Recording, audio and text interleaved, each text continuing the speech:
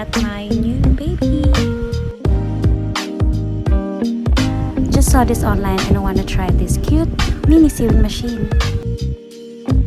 And in fairness, naka-double wrap siya. Good job, Shopee.